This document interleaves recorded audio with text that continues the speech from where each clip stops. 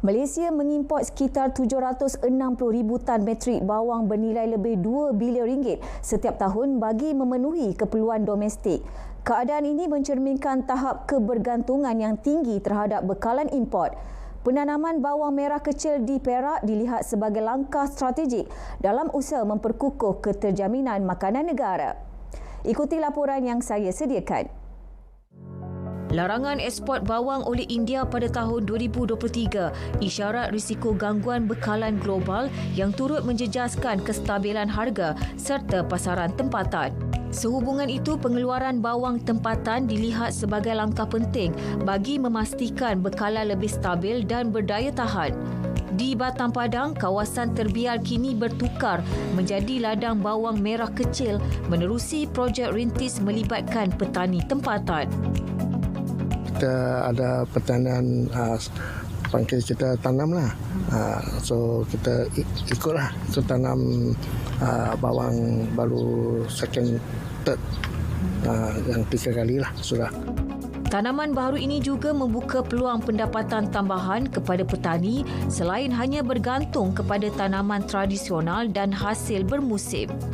Sebenarnya pada permulaan tu saya tengok-tengok je lah kan. Tengok-tengok apa tempat-tempat lain ada buat tanam bawang. Jadi bila Pointy pun ada pengarah pun ada offer kat saya, tiba-tiba saya pun rasa berminat lah untuk mencuba dulu kan.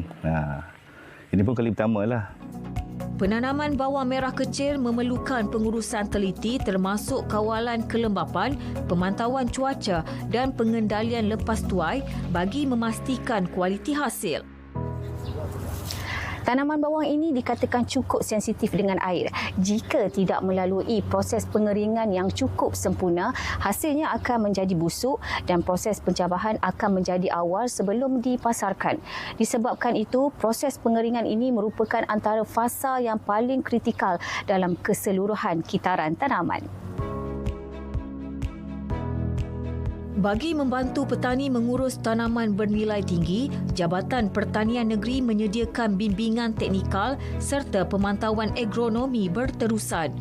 Keluasan tanaman di Perak meningkat daripada 10 hektar pada 2024 kepada 28 hektar pada 2025 dan terus diperluaskan tahun ini bagi meningkatkan kapasiti bekalan tempatan. Kita bergantung sepenuhnya daripada negara-negara seperti India, Pakistan untuk mengeksport bawang merah kecil mereka pada kita. Kalau dilihat keperluan negara bagi bawang merah kecil ini, keperluan kita sekurang-kurangnya kita lebih kurang dekat 700,000 metrik tan setahun yang kita perlukan bawang merah kecil. Dan melihat kepada tingginya volume yang diperlukan oleh rakyat Malaysia, kita melihat potensi untuk bawang perak ini sangat besarlah. Bagi memperkukuh rantaian bekalan, Jabatan Pertanian menyediakan sokongan teknikal serta input penanaman kepada petani.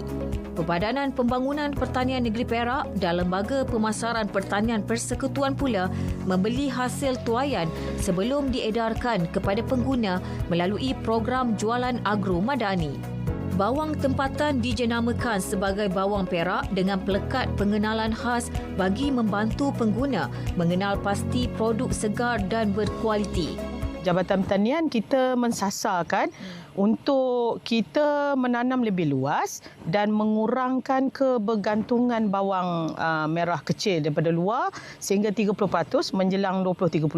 So sekarang ni kita tak sampai lagi pun, saya rasa tak sampai pun lebih kurang 10% lagi. Jadi potensi itu sangat besar. So menjelang 2030 kita nak sekurang-kurangnya 30% daripada import tu kita tak import dah. Perluasan kawasan tanaman dan pengukuhan rantaian bekalan membolehkan hasil dipasarkan lebih cepat, mengekalkan kesegaran serta membantu menstabilkan harga komoditi tersebut. Usaha ini bukan sahaja meningkatkan pendapatan petani dan memperkukuh ekonomi luar bandar, malah memastikan bekalan makanan negara lebih terjamin pada masa hadapan.